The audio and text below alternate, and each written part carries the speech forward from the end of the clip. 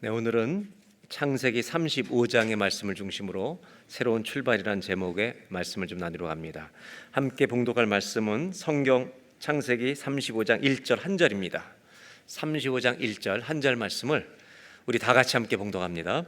하나님이 야곱에게 이르시되 일어나 베델로 올라가서 거기 거주하며 내가 내 영 에서의 낯을 피하여 도망하던 때 내게 나타났던 하나님께 거기서 제단을 쌓으라 하신지라. 아멘. 제가 다시 한번 읽겠습니다. 하나님이 야곱에게 이르시되 일어나 베델로 올라가서 거기 거주하며 내가 내 영 에서의 낯을 피하여 도망하던 때에 내게 나타났던 하나님께 거기서 제단을 쌓으라 하신지라. 아멘.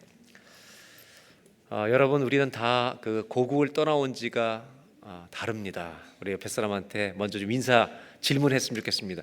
한국을 몇 년도에 떠나셨습니까? 한번 옆에 분한테 물어보실래요? 한국에 몇 년도에 떠나셨는지. 몇 년도에 한국 떠났습니까? 어떤 분은 10년, 어떤 분은 50년.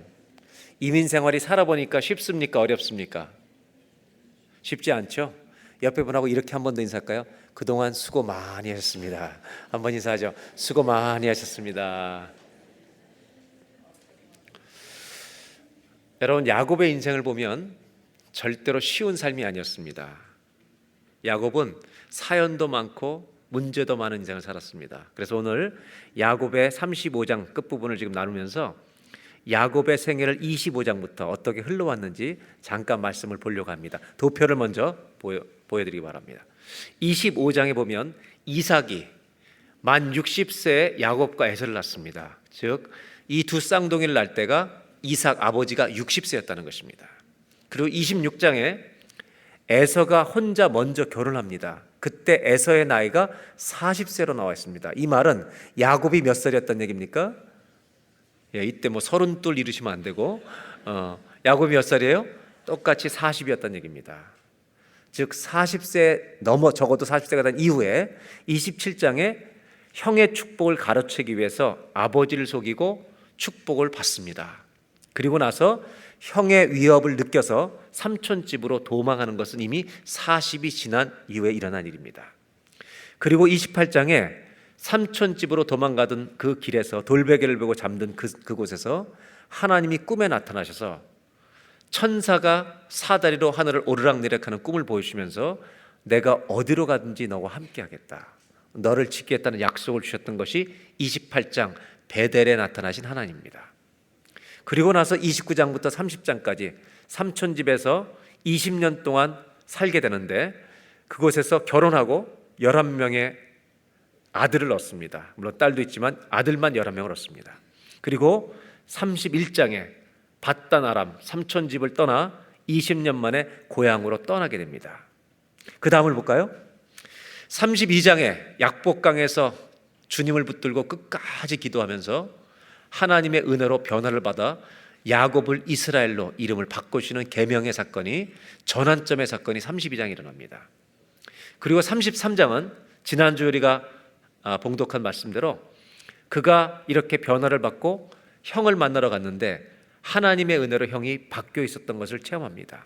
그리고 나서 형은 자기가 살고 있는 세일로 동생을 데려가서 잘 살려고 하는데 동생 야곱이 형 먼저 가시라고, 자기는 자기의 걸음에 맞춰 가겠다고 하면서 형을 따라가지 않고 세겜이라는 옆으로 빠져서 세겜에 정착을 합니다. 이 세겜에서 머문 것이 7년에서 10년 정도 머물게 됩니다. 고향으로 가던 길에 도중에 멈춰서 안 가고 지금 서서 대기하고 있는 기간이 몇 년이 정확히 안 나와 있지만 야곱의 나이를 역추적해 보면 7년에서 10년 정도를 세겜에서 머물렀다는 걸 알 수 있습니다.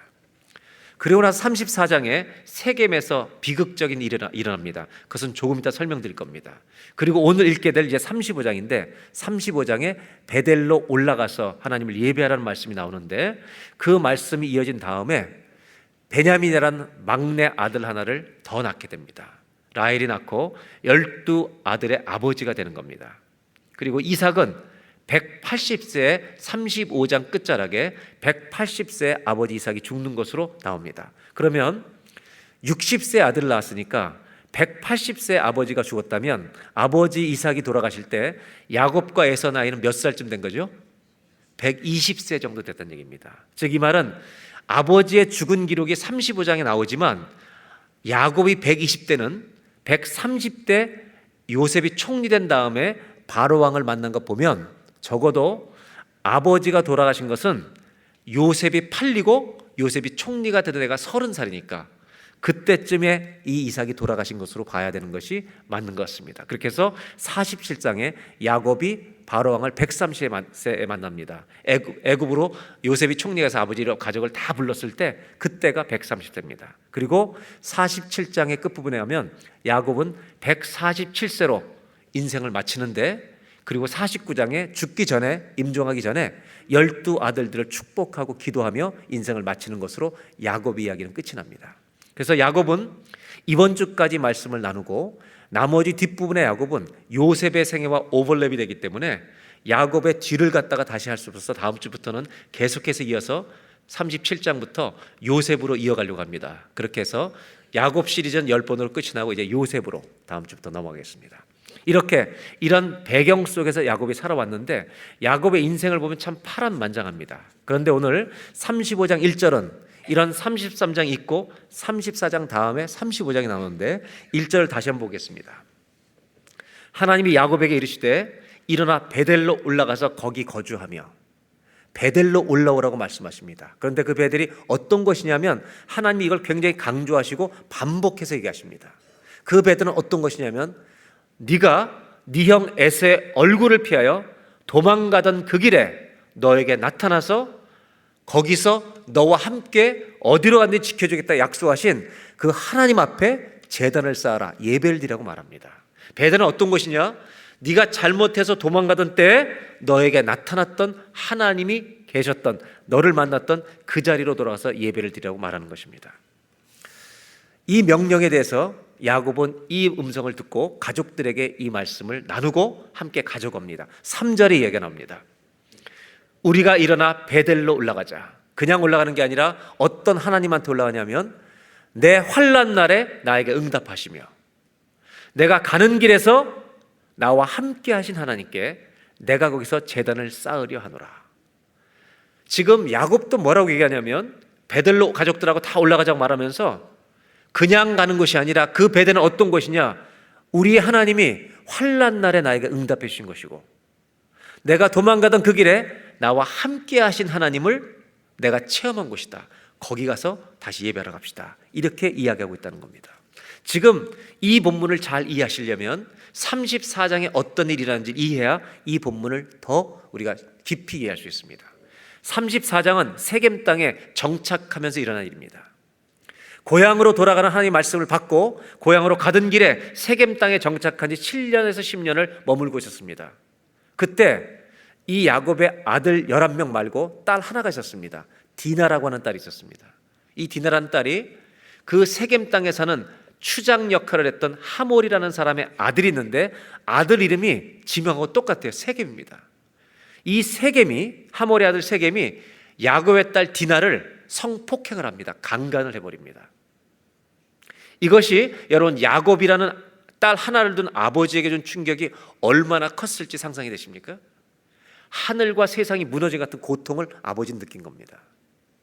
이것을 들은 오빠들이 참지 못하고 시므온과 레위 두 오빠가 계략을 꾸며서 결국 하몰과 세겜, 그 성폭행을 한 세겜과 그의 아버지 하몰까지 다 죽이는 살인을 범행합니다. 다 죽여버립니다. 복수를 목숨으로 갚아버립니다. 그리고 이것이 동네에 알려지면서 야곱의 마음속에 큰 위기가 찾아옵니다. 딸이 그렇게 당한 것도 고통스럽지만 아들들이 사람을 죽인 것까지 너무나 힘들어서 사람들이 알게 되니까 세겜 사람들이 이 야곱 집안을 가만히 두겠습니까? 더 이상 살 수 없는 상황이 됩니다.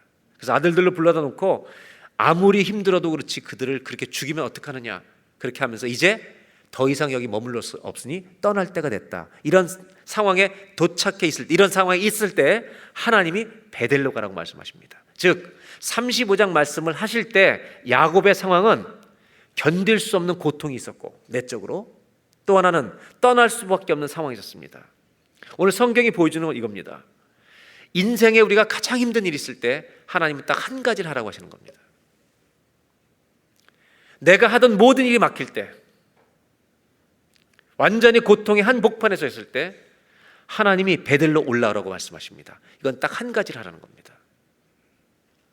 뭘 하라고 하냐면, 한번 따라 하실까요? 첫 번째로, 가장 힘들 때 예배하십시오.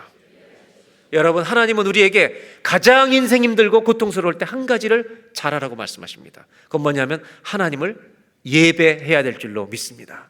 다른 거 하지 말라는 겁니다. 다른 걸 먼저 하지 말고, 이 사람 저 사람 찾지 말고, 다른 사람에게 답이 있는 게 아니라 모든 길이 막혔을 때, 모든 답이 없을 때 주님이 답이 되십니다. 그래서 여러분, 힘들 때 저와 여러분들도 주님께 예배하러 달려나가는 복이 있기를 바랍니다. 이것이 바로 베델입니다. 베델로 초대하는 겁니다. 왜냐하면 우리는 예배할 때 하나님이 언제나 새 마음을 주시기 때문입니다. 그래서 구약 성경에도 성막은 어떤 것이냐면 하나님을 만나는 장소였습니다. 그래서 우리 죄인이 죽을 수밖에 없는 사람이 성막에 가면 사는 것입니다. 성막은 죄인이 사는 곳입니다. 여러분, 절망의 사람이 주님 앞에 예배하러 나오면 소망을 얻게 될 줄로 믿습니다. 하나님은 왜냐하면 새 일을 행하시는 분이기 때문에. 이사야 43장에 보라 내가 새 일을 행하리니, 우리가 다 막혔을 때도 우리를 향해서 새로운 플랜을 갖고 계신 분, 감추어진 계획을 가지고 우리를 기다리시는 분이 주님이십니다. 그래서 오늘 이 예배가 저와 여러분의 베델의 장소가 되시기를 주의 이름으로 축복합니다. 예배 드리는 게 왜 이렇게 중요하냐면, 예배에 가면 우리가 새 마음으로 바뀌기 때문입니다. 제가 시골에서 목회할 때, 시골교회 특징은, 한국교회가 초창기엔 대부분 그랬지만 남자분들이 교회를 잘 안 나오세요. 그래서 시골교회는 농사 짓는 분들인데 대부분 90%가 여자입니다. 남자는 정말 드문데요. 그래서 그 남자분들을 같이 제가 농사 질 때 모내기도 도와주고 하면서 전도를 해보면 시간이 돼서 이제 앉아서 말씀 나눌 시간이 있으면, 하나님은 당신을 사랑하십니다, 이렇게 복음을 전하잖아요. 제일 싫어하는 게 뭐냐면, 인간은 죄인입니다 그러면 막 화를 내십니다. 우리가 왜 죄인이냐고. 도신놈들이 다 나쁜 놈들이지. 그래서 이 농사 짓는 남자분들이 죄인이라는 걸 되게 싫어하세요. 그래서 그렇게 사람들은 착하신데 교회를 잘 안 나오세요. 그래서 그분들을 전도하는 데 많은 투자를 하면서 보냈는데, 그러다 보니까 여자분들만 나오는 경향이 많습니다. 그런데 그 시골교회 여자 권사님 한 분이 계셨는데, 이분은 남편이 농사를 못 질 만큼 다리가 불편하세요. 이 남자분은 평상시는 괜찮은데 좀 술을 드시고 취하시는 날은 이분은 집에 와서 아내를 꼭 구타하세요. 떡 때리면서 교회 가는 것 때문에 욕을 하는 겁니다. 그렇다고 평상시에 교회를 욕하진 않으세요. 근데 술만 마시고 취하면 그렇게 하세요. 여자 권사님은 그렇게 매 맞고 나면 그 다음 날은 꼭 대낮에 교회로 오세요. 아무도 없는 성전에 오십니다. 그리고 그분이 뭐 하는지 아세요? 그냥 우시는 겁니다. 그냥 울어요. 엉엉 울다 가는 겁니다. 저는 그런 분들에게요, 부흥이라고 하는 단어를 쓸 수가 없었습니다. 그분은 살아가는 생존 자체가 부흥입니다. 근데 기도하고 나오시면요, 눈물 다 거두고 새 마음이 되어 나오세요. 권사님 괜찮으세요? 그러면 왜 오는지 아니까, 네, 살아야죠. 전 살 거예요. 여러분, 주님 앞에서 울면요, 새 마음을 주세요. 그 남편과 다시 살아야죠. 그리고 가는 거예요. 예배가 왜 그렇게 중요하면 이겁니다. 하나님이 야곱이 이렇게 어려운 일을 당해 지쳐있을 때 예배의 자리로 오라는 겁니다. 뭘 가르쳐 주는지 아세요? 네가 어려울 때 너와 함께 했던 하나님. 예배가 복이 되는 일이 이겁니다. 주님 앞에 나아가면 혼자인 줄 아는 나에게 나와 함께 하시는 주님을 얻고 갈 줄로 믿습니다. 그래서 예배하라는 겁니다. 우리가 인생을 살다 보면 막힐 때가 있습니다. 내가 가진 것으로 해결할 수 없는 문제들 앞에 직면할 때가 있습니다. 그때 여러분, 주님은 힘들 때 예배하라고 하십니다. 그 예배할 때 하나님이 가르쳐 주시는 것은 너 혼자 아니다. 우리가 주님의 이름을 부르면서 예배할 때 하나님이 한 가지를 가르쳐 주십니다. 너 혼자가 아니다. 내가 너와 함께 있느니라. 이 은혜를 입고 가는 예배가 저희들에게 인생에도 계속되기를 주의 이름으로 축복합니다. 그래서 하나님은 가장 힘들 때 예배하라고 말씀하십니다. 야곱은요, 자기 혼자 머리를 쓰면서 하려고 애를 써봤습니다. 그런데 예배의 자리로 하나님은 초대하셔서 자꾸 네 혼자 가는 인생에 길들이지 말고 내가 너를 도와주는 인생 가운데 오라고 말씀하십니다. 그래서 하나님은 히브리서 14장 6절에 뭐라고 우리에게 말씀을 가르치셨냐면 때를 따라 돕는 은혜를 얻기 위하여 하나님의 보좌 앞에 담대히 나아갑시다. 여러분, 우리는 예수님 때문에 하나님의 보좌 앞에 담대히 나갈 수 있는 은혜를 받은 자인 줄로 믿습니다. 그래서 우리는 힘들 때 어디로 가야 돼요? 주님 앞에 달려가는 예배자가 되시기를 주의 이름으로 축복합니다. 제가 사진 하나만 보여드릴게요. 이런 자전거를 보셨습니까? 스탠리 파크에 가면 요거와 비슷한 자전거들이 좀 있습니다. 그런데 이 사진을 보시고 맨 앞에 있는 분이 누구 같아요? 아빠 같아요? 맨 뒤에는? 가운데는요? 아이들이죠? 그럼 이 자전거를 타고 10km 여행을 한다고 생각해 보세요. 가운데 있는 아이들이 하는 일이 뭐예요? 하는 일이 뭐냐고. 가운데 아이들은 손만 흔들면 돼요. 얘네들은 이걸 뭐라 하냐면 거저 먹는다는 거예요. 가운데 아이들은 그냥 가만히 있으면 돼요. 아빠하고 엄마가 열심히 페달을 밟는 거예요. 제가 죄송하지만 이걸 이렇게 비유하고 싶어요. 제가 스탠리 파크를 가다가 이 자전거를 한번 딱 보면서 저게 우리 모습 아닌가? 제가 어떻게 죄송하지만 이렇게 비유하고 싶냐면, 여러분, 우리 하나님 아버지는 우리가 가는 인생의 방향을 인도하세요? 아세요? 모르세요? 아세요. 근데 야곱은 자꾸 지가 인도하려고 그래요. 여기 있는 사진, 저 말고 여기, 저는 이걸 이렇게 죄송하지만 이렇게 비유하고 싶은데, 이 아버지가 우리 인생길을 인도하시는 하나님이세요. 뒤에 어머니가 옆길로 가면 안 된다고 돌봐주시는 성령님이세요. 그리고 우리는 이렇게 거저 탈 수 있는, 우리 위해서 십자가에 죽어주신 자전거 되신 예수님이 계세요. 여러분, 예수님이 십자가에 죽어주셔서 우리 같은 사람들이 때를 따라 돕는 은혜를 힘입기 위해서 하나님 앞에 죄인이 나아가도 하나님이 들어주시는 그 담대히 보좌 앞에 나갈 수 있는 은혜를 우리에게 주신 줄로 믿습니다. 우리는요, 내가 혼자서 타는 자전거를 타시면 안 돼요. 야곱은 자꾸 지가 혼자 타고 아무도 못하게 하고 지 혼자 자꾸 가려고 그러는 거예요. 그 야곱을 하나님은 베들로 불러서 너 가운데 타. 내가 너의 인생길 인도할게. 나 혼자 인생을 가면요, 죄의 사이클이 형성돼요. 근데 예배하는 사람에게는요, 은혜의 사이클이 형성돼요. 그래서 저는 여러분들에게 오늘 은혜의 자전거를 타시도록 부탁드립니다. 열심히 혼자 페달 밟다가 사고나지 말고, 여러분, 하나님이 준비해 놓으신 성부, 성자, 성령님의 은혜의 자전거를 타고 우리가 때를 따라 돕는 하나님의 은혜를 잊기 위해서 힘들수록 더 은혜의 보좌 앞에 담대히 나아가 하나님의 은혜 사이클로 다시 돌아가는 저와 여러분 인생과 생애 되시기를 주의 이름으로 축복합니다. 그래서 여러분, 왜 새로운 출발이 예배를 통해서 오는지 아세요? 새 마음을 주시기 때문이에요. 내가 가질 수 없는 마음을 예배하면 주님이 회복시켜 주시기 때문에, 지친 마음들이 오늘 예배를 통해 하나님이 하시는 말씀, 나와 함께 하신 하나님을 예배하게 간다. 여러분, 예배하는 사람은 혼자가 아닙니다. 주님과 함께 평생을 살게 될 줄로 믿습니다.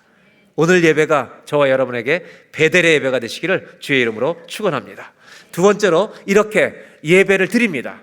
그런데 이 베델로 예배를 들어가기 전에 야곱이 아주 잘한 것 한 가지가 또 있습니다. 이것이 새로운 출발에서 굉장히 중요한 요소입니다. 2절을 보도록 하겠습니다. 2절을 다 같이 함께 봉독합니다. 야곱이 이에 자기 집안 사람과 자기와 함께한 모든 자에게 이르되 너희 중에 있는 이방 신상들을 버리고 자신을 정결하게 하고 너희들의 의복을 바꾸라. 여러분, 야곱은 예배를 드리러 베델로 올라갈 때 그냥 가지 않고 한 가지를 버리라고 얘기합니다. 너희들이 가지고 있는 모든 이방 신상들을 버리라. 이 고대 근동 지방에는 가정 수호신 같은 여러 신상들을 가지고 있는 게 보편화되어 있던 문화였습니다.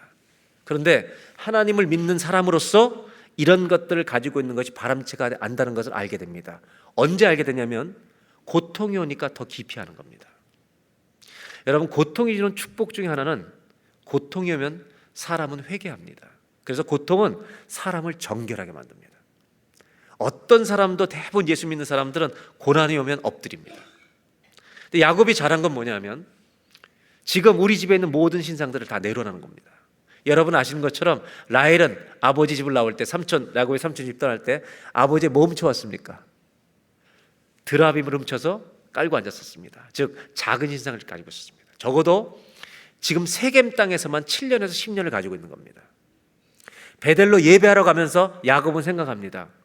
하나님 앞에 거리낌이 있는 것을 계속 간직하고 있는 것은 바람직하지 않다. 이걸 버리라고 얘기합니다.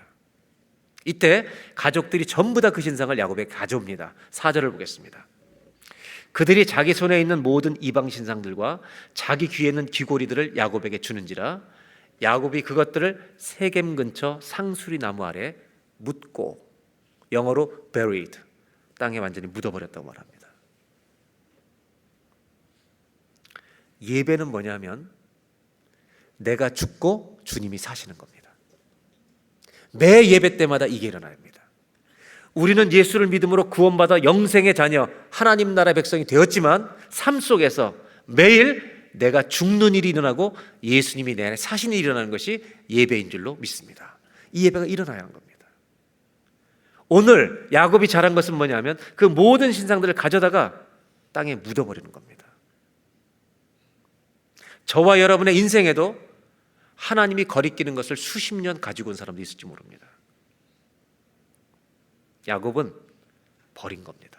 신앙생활은 어떤 면에서 한 가지로 표현한다면 버리는 여정입니다. 신앙은 잘 버리면서 가는 것입니다. 근데 우리는 뭘 못하냐면 참 못 버립니다. 진짜 못 버려요. 언제 그것을 실감하냐면 이사 갈 때입니다. 이사 한번 해보면 우리가 놀래요. 감동을 받습니다. 왜 이렇게 많아? 그리고 더 놀라는 것은 한 번도 안 쓴 것들, 주지도 못하고 쓰지도 않고.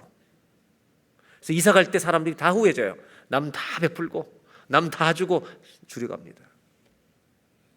저는요, 그냥 이사를 말하는 게 아니라 영적인 이사가 필요하다는 겁니다. 새로운 출발을 하려면 반드시 버릴 것이 있습니다. 여러분, 잘 버리시는 은혜가 있기를 주의 이름으로 축원합니다. 이스라엘 백성들이 이걸 다 버리고 나니까 어떻게 되는가? 5절을 보겠습니다. 야곱이 가족들과 함께 이 신상을 버리고 나니까 그들이 떠났으나 하나님이 그 사면 고울들로 크게 두려워하게 하셨으므로 야곱의 아들들을 더 이상 추격하는 자가 없었더라. 여러분, 신상을 딱 버리고 나니까 하나님이 다른 사람들로 야곱을 두려워하게 하는 겁니다. 그래서 추격이 끝나는 겁니다. 전 이것을 이렇게 우리에게 나누고 싶어요. 예수 믿는 사람이 세상에 살 때 정말 주님의 말씀을 따라 하나님이 싫어하시는 것을 버리면서 살면 하나님이 그런 사람들에게 세상 속에서 영적인 권세를 주실 줄로 믿습니다. 그래서 여러분들이 일하는 일터에서 여러분 하나님의 권위가 있는 사람이 되시기를 주의 이름으로 축원합니다. 우리가 딱 가면 권세가 있어야 합니다. 함부로 대하지 못하는 겁니다. 경건한 사람을 절대로 함부로 대하지 못합니다. 그래서 주님은 오늘 야곱을 통해서 새로운 출발하면서 첫 번째가 예배, 두 번째가 잘 버리라고 하십니다. 두 번째로 좀 따라 하실까요? 버리는 것을 배우십시오. 신앙생활은 버리는 걸 배우는 겁니다. 어떤 걸 버려야 되냐면 하나님이 기뻐하시지 않는 것을 버릴 줄 알아야 합니다. 저는 저희 어머님 댁에 방문하면 약간 늘 갈등이 있습니다. 냉장고가 2대입니다. 혼자 살고 계십니다.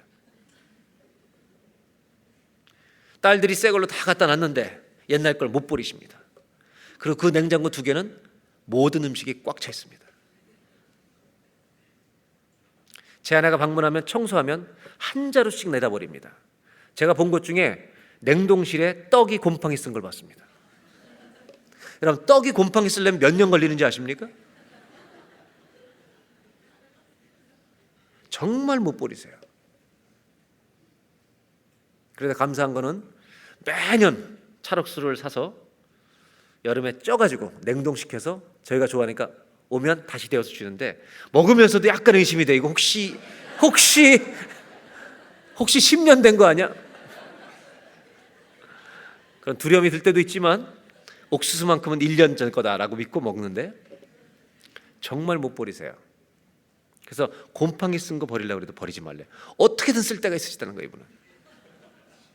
없어요. 쓸 데 없어요, 어머니. 쓸 데 있대요. 그래서 어머님이 외출하시는 순간 냉장고는 텅텅 빕니다, 이제 막. 그런데요, 그렇게 잘 못 버리시는 어머님이 주님이 노하시면 무섭게 버리십니다.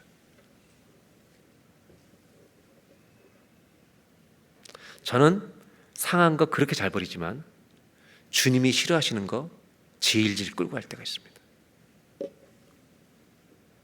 여러분, 주님이 싫어하시는 것을 오래 붙잡고 있으면 안 됩니다. 그래서 구약의 시편 1편에 복 있는 사람은 많은 것을 가진 사람이 아니라 잘 버릴 줄 아는 사람이다. 악인의 꾀를 쫓지 아니하고 죄인의 길에 서지 아니하고 오만한 자의 자리에 앉지 아니하고. 이거를 잘하면 복 있는 사람이다.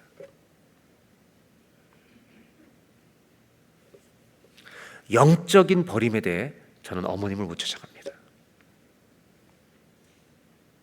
그분들은요, 주님 말씀하시면 무섭게 버립니다. 신앙생활은 버리는 겁니다. 다시 한번 따라 하실까요? 주님이 기뻐하시지 않는 것을 잘 버리게 하옵소서.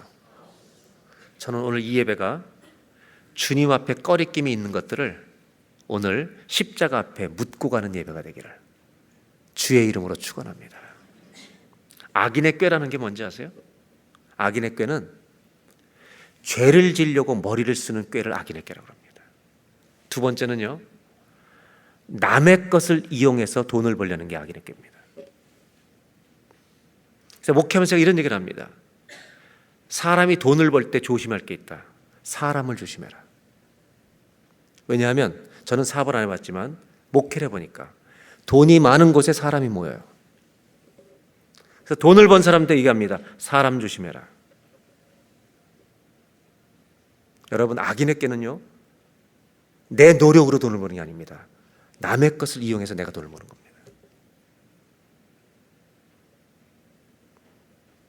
세상에서 악인의 꾀를 살면 주님이 축복하지 않습니다. 잘 버릴 줄 알아야 합니다. 너무나 중요한 겁니다. 하나님이 우리를 보실 때 우리의 가운데는 혹시 1년, 2년, 3년 하나님이 거리낌이 있는 건데, 하나님의 거리낌을 가지고 계신 건데 우리가 혹시 계속 가고 있는 게 없나? 오늘 주님 앞에 내려놓는 살아있는 예배가 되기를 주의 이름으로 기원합니다. 이것이 야곱이 두 번째로 했던 것입니다. 저는 목회하면서 이것을 참 많이 연습하면서 목회를 했습니다. 제가 20대 때 시골 목회 나갔을 때 평생토록 시골에서 목회하신 목사님이 계셨습니다. 그분에게 제가 여쭤봤습니다. 목사님, 어떻게 하면 참 좋은 목회, 바른 목회를 할 수 있겠습니까? 평생 시골에서 목회하신 그 목사님이 저한테 이렇게 얘기하셨습니다. 박 전도사, 제가 시골교회 전도사 때인데, 한 가지만 잘하면 돼. 뭡니까? 그랬더니 돈을 사랑하지 마라. 돈을 사랑하지 마라.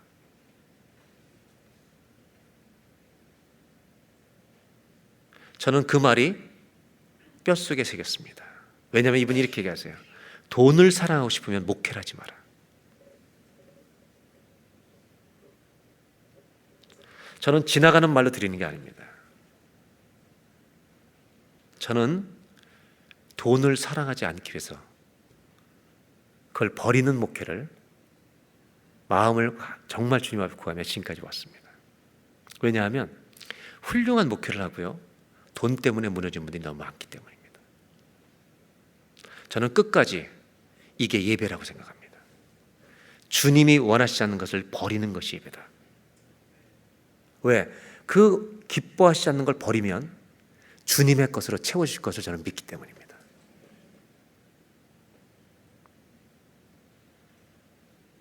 어떻게 돈을 좋아하지 않을 수 있겠습니까? 중요하잖아요.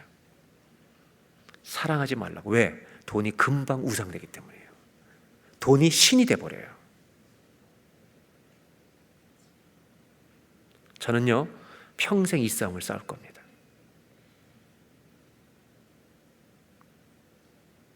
야곱은 신상을 버리고 합니다. 돈의 소중함을 놓치지 마십시오. 돈을 사랑하면 돈 때문에 죄를 짓게 됩니다. 그 자리에서 떠나라는 것입니다. 버릴 것을 버려야 새 출발이 되는 겁니다. 하나님은 야곱에게 이 새로운 출발을 기회를 주실 때 야곱은 그동안 10년, 20년 끌고 왔던 문제를 다 버리고 하는 겁니다. 하나님 앞에서 내가 버릴 것이 무엇인가 오늘 결단하는, 성령께서 깨닫게 하시는 은혜가 우리 모두에게 있기를 주의 이름으로 축복합니다. 마지막 세 번째 나누려고 합니다. 이렇게 베델에서 예배를 드린 야곱에게 하나님은 35장 9절에 이렇게 말씀하십니다. 야곱이 밧단 아람에서 돌아오매 하나님이 다시 야곱에게 나타나서 그에게 복을 주시고, 10절 하나님이 그에게 이르시되 내 이름이 야곱이지만은 내 이름을 다시는 야곱이라 부르지 않겠고 이스라엘이 내 이름이 되리라. 여러분, 약복강에서 주셨던 말씀을 다시 확인하는 겁니다. 야곱이라는 이름은 얼마나 수치스러운 이름입니까? 얼마나 창피한 이름입니까? 그런데 하나님이 너 다시는 내가 야곱이라고 안 부른다. 너는 내 은혜로, 너는 여전히 죄 가운데 있지만 내 은혜로 너를 덮어서 새 사람으로 만들었다.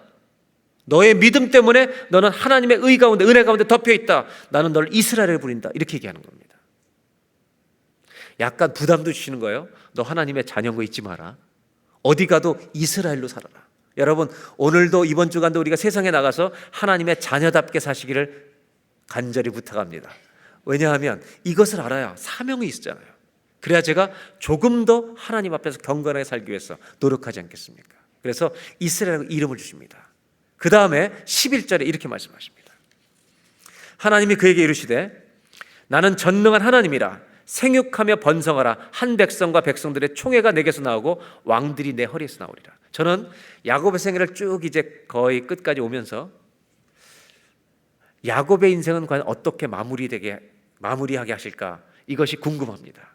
그런데 11절에 하나님이 뭐라고 말씀하시냐면 그에게 이르시되 나는 전능한 하나님이다. 생육하며 번성하라. 창세기 있던 말씀을 하세요. 그 다음에 한 백성과 백성들의 총회가 너에게서 나올 것이다.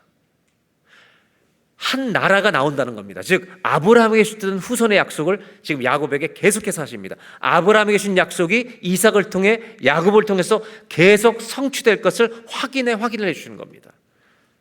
다시 말씀드리지만 하나님이 말씀하시면 이루어질 줄로 믿습니다. 하나님은 신실하십니다. 아브라함의 약속을 끝까지 지키십니다. 그러면서 한 백성이 나오는데 그 다음에 나오는 편이 백성들의 총회, 영어로는 커뮤니티가 나온다는 겁니다. 백성들이 한 총회가 나온다는 겁니다. 총회를 왜 커뮤니티를 총회로 번역했을까? 히브리어 원어의 의미가 있습니다. 히브리어 원어는 이 총회라는 단어가 카할이라는 단어입니다. 근데 카할이라는 히브리어가 헬라어로 번역될 때는 어떤 단어로 주로 번역이 되냐면 어떤 단어로 번역되냐면 히브리어, 구약은 히브리어로, 신약은 헬라어로 됐지만 성경 신구약 전체가 헬라어로 된 성경이 있습니다. 그런데 이 칼이라는 총회로 번역된 이 단어는 히브리어는 헬라어로 번역될 때 에클레시아라는 단어로 번역이 자주 되는 단어입니다. 즉 이 말은 야곱의 후손에서 한 백성이 나오고 그 백성들 중에 교회가 나온다는 말입니다. 놀라운 약속입니다. 아멘. 야곱의 후손을 통해 하나님의 교회가 나온다는 겁니다. 이게 왜 중요하냐면 아브라함에게 주신 약속의 성취입니다. 아브라함이 고향을 떠날 때 하나님이 떠나가라고 하시면서 약속의 땅으로 가라고 할 때 12장 3절에 2절에는 복이 되리라 하면서 3절을 보겠습니다. 창세기 12장 3절. 12장 3절. 다 같이 읽겠습니다. 너를 축복하는 자에게는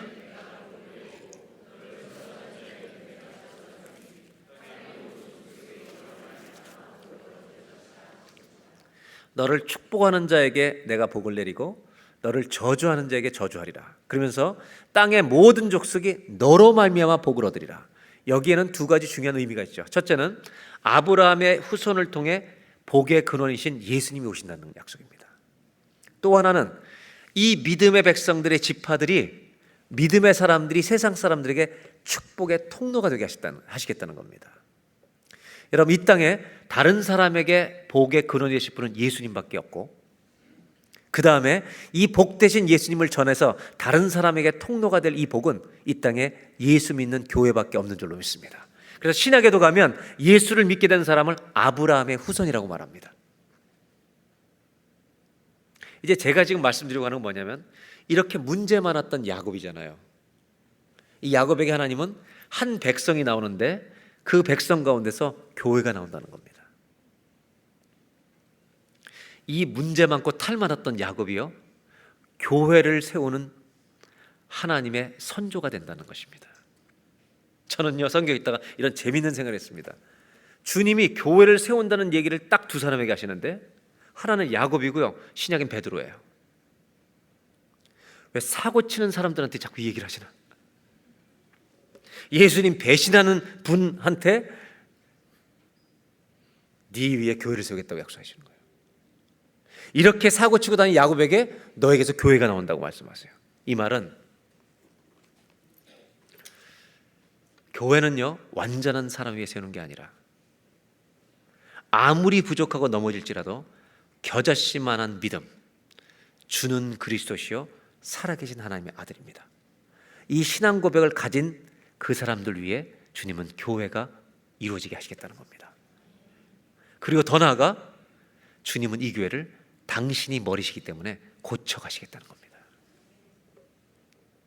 이 말은 우리도 이런 조상이 될 수 있다는 것입니다. 제가 지난 몇 주 동안 우리 교인들을 만날 때 몇 분이라 계세요. 한 분은 남자분이 오셔서 목사님, 야곱 설교를 듣다 보니까 제가 야곱입니다, 이렇게 얘기해요. 어떤 분은 여자가 자기가 야곱이래. 라헬이 아니라 야곱이래요, 자기가. 그런데 이 야곱이란 말은 제가 들으면서 그렇게 생각해요. 저도 야곱입니다. 우리가 다 야곱 같은 속성을 가지고 있습니다. 그런데 이 야곱을 하나님이 잘 빚으셔서 지금 축복을 하셔서 어디까지 만드시냐면 한 백성의 조상, 그리고 그들에게서 교회가 나오게 하는 이 조상이 되게 하시다는 거예요. 여기서 끝나지 않습니다. 35장의 뒤에 가면 이제 이 약속의 말씀을 받은 다음에 하나님이 이 가정에 아들을 하나 또 주십니다. 16절을 보겠습니다. 이제 베델에서 떠나 에브랏을 지나가는데 라헬이 해산하게 됩니다. 17절, 난산할 즈음에 산파가 이르되 아들 또 나오니까 염려하지 말라고 합니다. 그런데 안타깝게도 18절에 그가 죽게 되어 그의 혼이 떠나려 할 때 어머니 라헬이 아들의 이름을 베논이라고 불렀습니다. 그때 그의 아버지는 그를 베냐민이라고 부릅니다. 그래서 12번째 아들 베냐민이 태어납니다. 19절, 라헬이 죽음에 에브랏 곧 베들렘길에 장사되었고, 20절, 야곱이 라헬의 묘에 비를 세웠더니 지금까지 라헬의 묘비라 일컫더라. 여러분, 라헬이 누굴 낳다 죽었다고요? 베냐민을 낳다 죽습니다. 이 기억나십니까, 여러분? 드라빔을 안고 안장에 깔고 앉아서 숨기고 있을 때 이 남편 야곱은 누가 숨겼는지 모르니까, 훔친 거 모르니까 누구든지 다 찾아가라고. 아무도 우리 숨긴 사람 없습니다. 만약에 드라문을 숨긴 자가 발각되면 그는 정령 죽으리라. 라헬의 죽음은 하나님 상징적인 메시지입니다. 죄인은 반드시 죽는다는 겁니다. 라헬이 구원을 못 받았다는 얘기가 아닙니다. 죄인은 죽습니다. 그러나 라헬은 죽지만, 죄인 라헬은 죽지만, 정말로 우리가 하나님을 믿으면 우리의 이사야서 53장에 우리 위에서 라헬이 되어주신 예수님의 죽음 때문에 죽어야 될 라헬들은 은혜로 살게 될 줄로 믿습니다. 이것이 라헬에 얽힌 이야기였습니다. 자, 12명의 아들을 낳습니다. 이제 이 이야기가 중요한 것은 12명의 아들의 이름이 뭔지 35장 23절로 25절까지 이름이 12명이 나옵니다. 보겠습니다.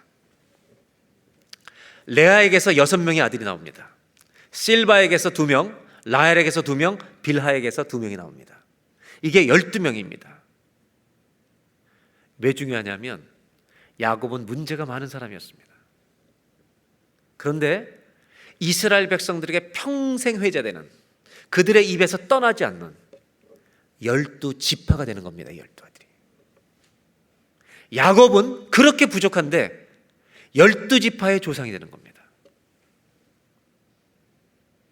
하나님은 그 문제 많은 야곱을 12지파의 조상, 믿음의 아버지, 나중에 평생 자녀들을 기도해주며 축복하다가 세상을 떠나는 믿음의 가장으로 세워놓으시고 야곱의 이야기를 마친다는 겁니다.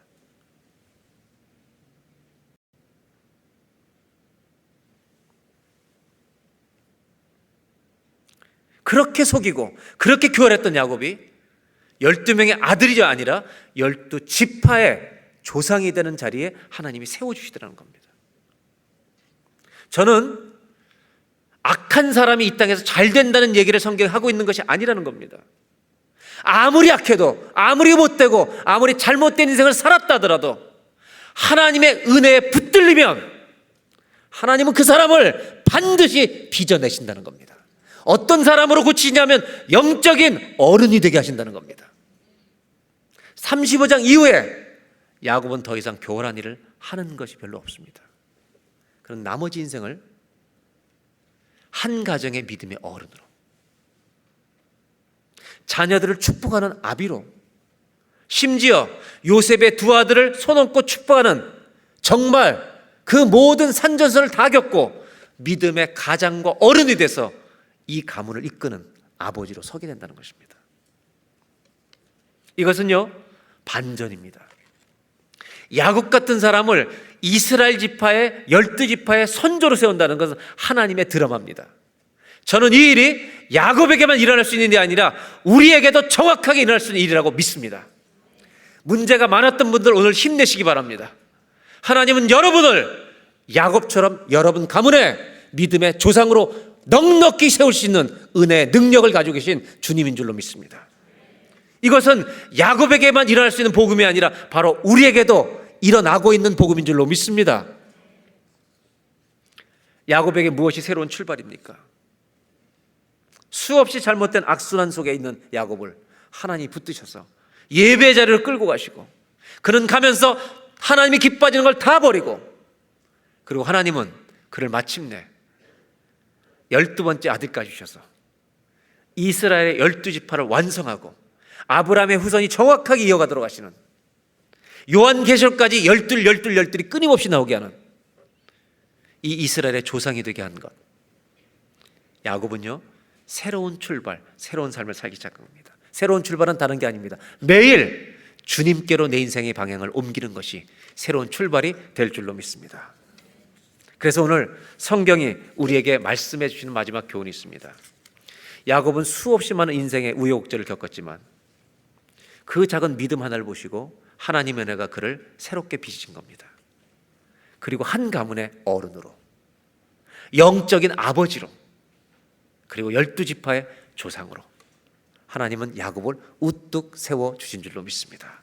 그래서 우리 모두도 이 땅을 살아가는 동안 인생의 산전수전 다 겪지만 여러분, 고생만 하고 어른이 못 되면 이건 재앙입니다. 여러분, 고생을 했다면 오늘 성경이 세 번째로 보여주는 교훈이 있습니다. 한번 따라 하실까요? 영적인 아버지가 되어 가십시오. 여러분, 영적인 어른의 자리에 서시기를 주의 이름으로 축원합니다. 인생의 고통을 많이 겪을수록 어른이 되어야 합니다. 교회를 40년 다녔는데도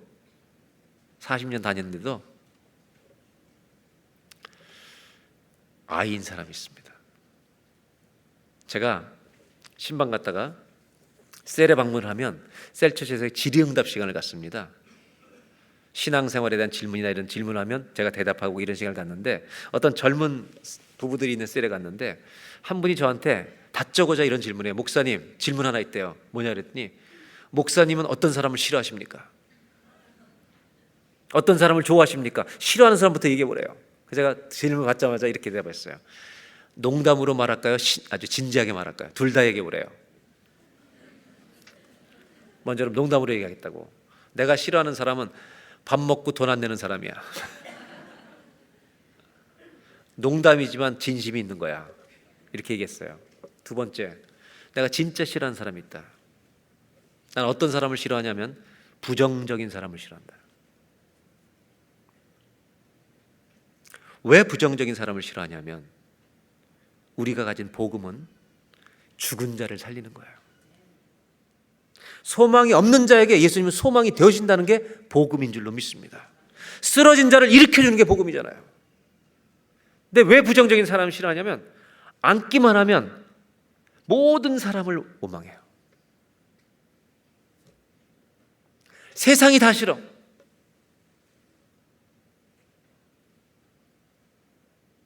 저는요, 긍정적 사고방식을 좋아하지 않아요. 그건 그냥 멘탈리 생각하는 거죠. 예수님은요, 예수님이 긍정이세요. 예수님은 죽은 자에게 생명이 되시는 거예요. 쓰러진 자의 일으킴이 되시는 거예요. 가난한 자의 부유함이 되시는 거예요. 그러니까 예수님을 믿는 자는요, 아무것도 없는데 감사가 터질 줄로 믿습니다. 생각해 보세요. 아무것도 없는 사람이 감사하면 주님 보실 때 눈물 나지 않겠어요? 저건 아무것도 없는데 어떻게 감사하냐 이거예요. 그게 복음의 능력이에요, 여러분. 감정이 아니에요. 복음이 역사하는 거예요. 저는 불평, 원망, 앉기만 하는 거 오늘 버리는 예배가 되길 바라요. 불신앙을 버려야 돼요. 믿음의 말을 하시길 바라요.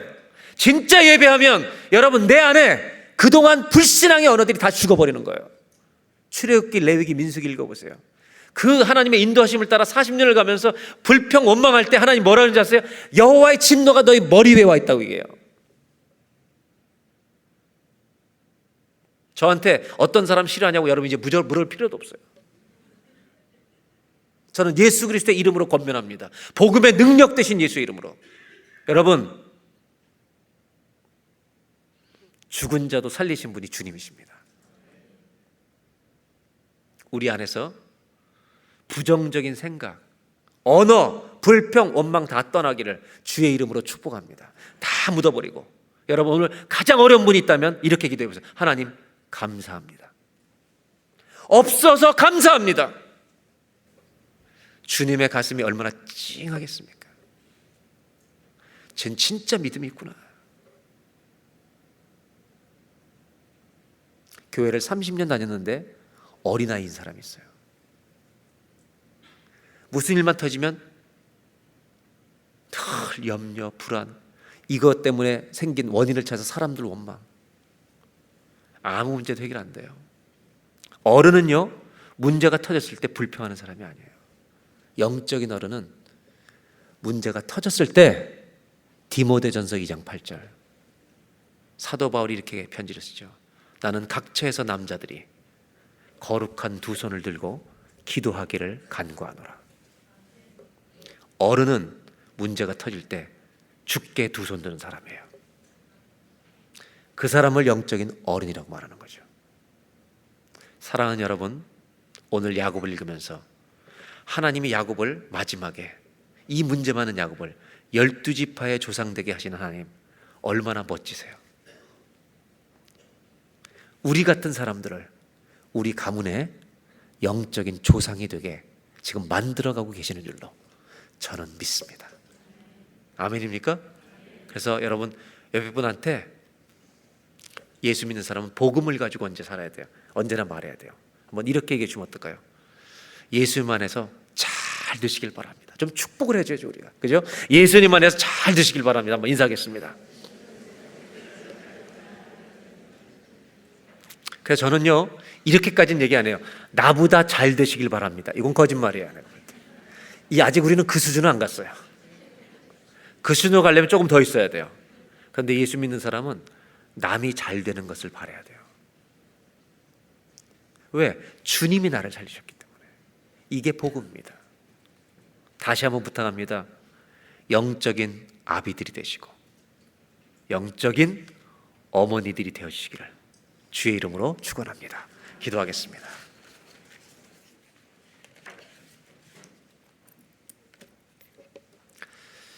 이 시간에 두 가지를 좀 기도하려고 합니다.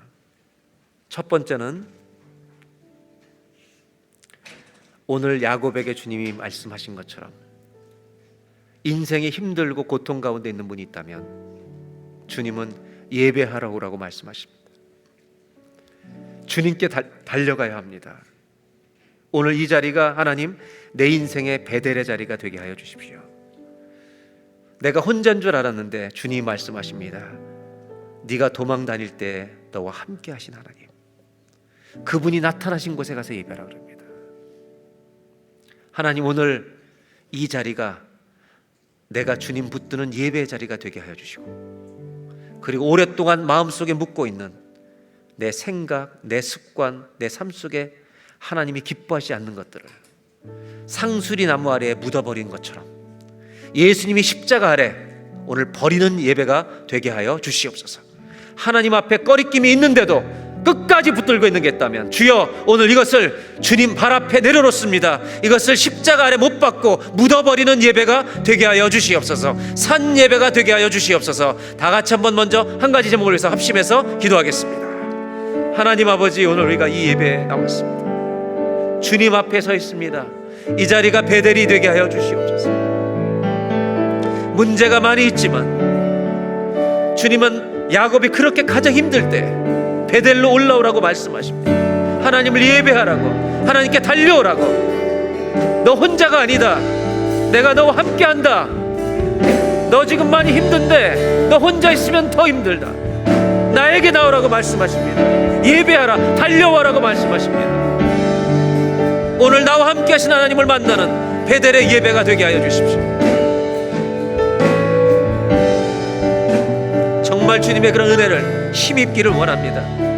하나님, 그리고 특별히 우리의 삶 가운데 주님 앞에 꺼리끼는 것들이 있다면, 그런 신상들이 있다면 아버지 버릴 수 있도록 도와주십시오. 부정적인 생각들, 악한 생각들, 불평과 원망들 주님의 십자가에 내려놓게 하여 주십시오. 힘들어도 어려워도 주님 감사합니다. 주님 감사합니다. 예배하는 자가 되게 하시고 감사하는 자가 되게 하십시오. 한 가지만 더 기도합니다. 하나님은 야곱을, 그 문제 많은 야곱을 12지파의 조상으로 세우십니다. 그리고 나머지 인생을 한 가문의 믿음의 아버지가 되게 하십니다. 아들들을 축복하고 손주들을 위해 기도해주는 할아버지가 되게 하십니다. 하나님의 은혜는 참으로 정말 멋지고 놀라우십니다.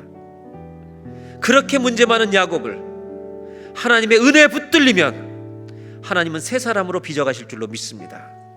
이 시간 기도합니다. 하나님, 저를 빚어주십시오. 나이만 들어가는 것이 아니라 우리 가정에 믿음의 아비가 되게 하여 주시옵소서.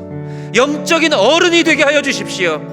영적인 어머니가 되게 하여 주십시오. 이 시간 다 같이 기도할 때 하나님, 우리가 하나님이 사용하시는 축복의 통로, 믿음의 아비가 되게 하여 주십시오. 영적인 어른이 되게 하여 주십시오. 한 번만 더 다 같이 기도하겠습니다. 하나님, 우리도 인생에 참 많은 사연이 있습니다. 산전수전을 겪으며 여기까지 왔습니다. 그 고생을 하면서 아버지 하나님 영적인 어른이 되지 못한다면 그 모든 고통은 재앙에 불과한 것입니다. 하나님, 정말 재앙으로 끝입니다. 그냥 고통밖에 아닙니다. 그러나 그 통 때문에 우리가 성숙해질 수 있다면, 우리가 주님 앞에 어른이 될 수 있다, 영적인 어른으로 되어갈 수 있다면 이것은 블레싱입니다. 하나님, 은혜입니다. 하나님, 우리 가정에서, 우리 가문에서 영적인 아비가 될 수 있도록, 영적인 어머니가 될 수 있도록 주여 우리를 빚어주시옵소서. 새롭게 하여 주시옵소서.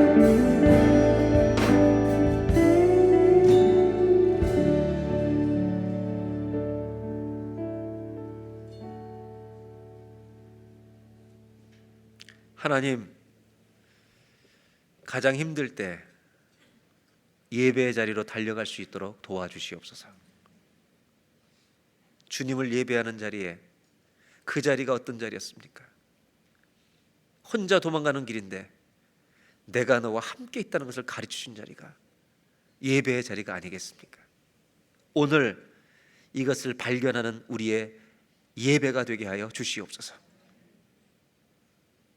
하나님, 주님 앞에 꺼리끼는 것을 알면서도 3년, 5년, 7년, 10년 붙들고 있는 것은 없습니까? 아낌없이 버리게 하여 주시옵소서. 내 부정적인 생각들을, 악한 생각들을 예수님의 십자가 앞에 오늘 내려놓고 땅에 묻는 예배가 되게 하여 주옵소서. 가장 힘든데 감사합니다. 믿음의 고백을 할 수 있도록 도와주시옵소서. 불신앙의 말이 죽게 하시고 믿음의 언어가 살게 하여 주시옵소서. 특별히 기도합니다.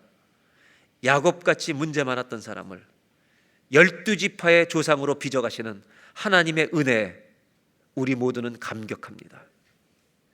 하나님이 야곱을 이렇게 바꾸신다면 우리에게도 소망이 있습니다. 하나님, 저희들을 가정의 영적인 아비와 어미들로, 영적인 어른들로 하나님 빚어 주시옵소서. 그래서 많은 사람들을 축복하는 축복의 통로의 자리에 우리가 설 수 있도록 우리가 이 땅에 교회가 되게 하여 주시옵소서. 아니, 교회임을 알게 하여 주시옵소서. 하나님, 이번 한 주간 동안에도 이런 한 사람 한 사람으로 이스라엘로 가정에서 일터에서 사는 우리 모두가 되게 하여 주옵소서.